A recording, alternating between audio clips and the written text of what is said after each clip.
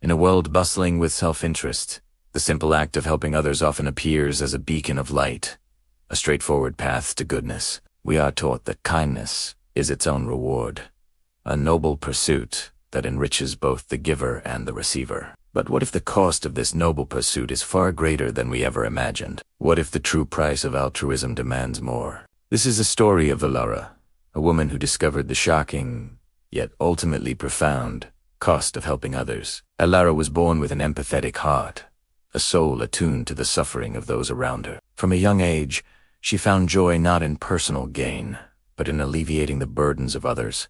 A stray animal, a lonely neighbor, a classmate struggling. Ilara was always there, offering a helping hand, a kind word. She'd spend her lunch breaks tutoring a shy student, volunteer at the local animal shelter after school, or simply listen intently to an elderly neighbor's stories, making them feel seen and valued. These moments filled her with a warmth, a sense of purpose that transcended any personal ambition. She believed these small gestures were enough, that they were the essence of a life well. As Ilara grew, so did her capacity for compassion and her commitment to service. Her reputation as a selfless individual spread, and soon, people from all walks of life began to seek her out. A single mother needed help navigating bureaucratic hurdles to secure housing. A struggling artist needed a space to showcase their work. A community garden needed volunteers. Ilara, with her boundless energy and unwavering spirit, said yes to every plea. She worked tirelessly, often juggling multiple commitments, sacrificing her own hobbies, her social life, and even her career aspirations. Her evenings were spent volunteering, her weekends dedicated to community projects. The lines between her personal life and her mission blurred, then vanished entirely. She poured her meager savings into supplies for those in need, often going without herself. The joy she once felt was now tinged with exhaustion, a constant hum of fatigue beneath her determined smile. The costs began to manifest in ways she hadn't anticipated. Her friends, once admiring, grew distant. "You're always busy helping someone else," they'd say, their voices laced with a mixture of concern and resentment. Her family worried about her well-being, her dwindling resources, and the toll it was taking on her health. She often found herself alone, physically and emotionally drained, questioning if her efforts truly made a difference. There were moments of profound loneliness, of feeling utterly depleted, as if she was pouring from an empty cup. Some of the people she helped, emboldened by her generosity, began to take her for granted, expecting her assistance. A bitter taste would sometimes rise in her mouth. Was she truly helping, or merely enabling?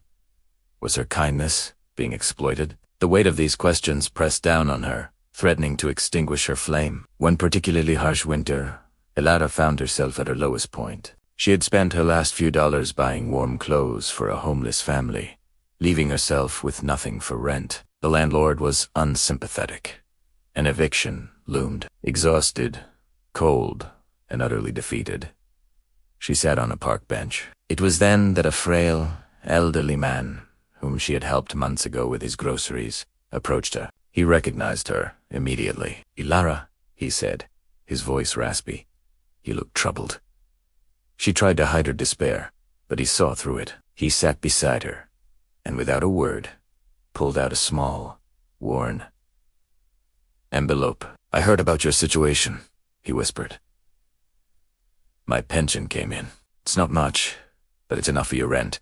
Ilara was stunned. She tried to refuse, but he insisted, his eyes filled with a profound gratitude that mirrored her own. As she looked up, she saw others approaching the single mother she had helped, the artist whose work she had championed, even the shy student she had tutored, now a confident young professional. Each of them offered what they could, a small token of appreciation, a warm meal, a comforting hug. In that moment, surrounded by the very people she had poured her life into, Ilara understood the true, shocking costs. It wasn't just the sacrifice of her time, her money, her personal dreams. It was the vulnerability, the willingness to be depleted, to face loneliness and doubt, to give without expectation. But she also understood that profound, immeasurable reward. The cost was high, yes, but the return was not in material wealth or public acclaim. It was in the intricate web of human connection she had woven, in the lives she had touched, in the silent, enduring gratitude that now enveloped her. It was in the realization that true help creates a ripple effect, a chain of kindness that eventually finds its way back.